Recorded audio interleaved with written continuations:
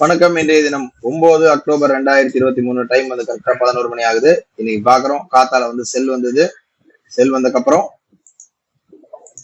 இந்த இடத்துல செல் வந்தது. செல் வந்ததுக்கு அப்புறம் ஸ்டாப் லாஸ் ஹிட் ஆயிருக்கு. செல் வந்து திரும்ப ஸ்டாப் லாஸ் ஹிட் ஆயிட்டு 2 லாட் எடுத்தது. திரும்ப பை வந்தது. அதுக்கப்புறம் திரும்ப செல் வந்து திரும்ப பை வந்து நமக்கு டார்கெட் அச்சீவ் ஆயிருக்கு.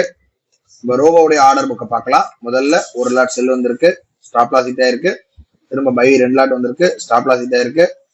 திரும்ப அதே சைட்ல திரும்ப மேல போனதுனால 3 லாட் பை பண்ணிருக்கு, அதுவும் ஸ்டாப் லாஸ் ஹிட் ஆயிருக்கு. 4வது தடவை திரும்ப செல் வந்திருக்கு, அதுவும் ஸ்டாப் லாஸ் ஹிட் ஆயிருக்கு. 5வது தடவை ஸ்டாப் லாஸ் ஹிட், 6வது தடவை டார்கெட் போயிருக்கு.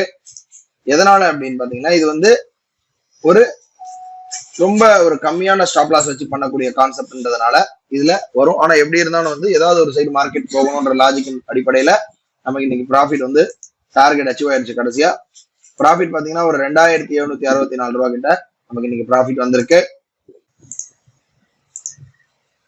2763 ரூபாய்க்கு இன்னைக்கு ப்ராஃபிட் வந்திருக்கு. இதோட நாளை வந்து ஒரு புது ட்ரேட்ல சந்திக்கலாம். நன்றி, வணக்கம்.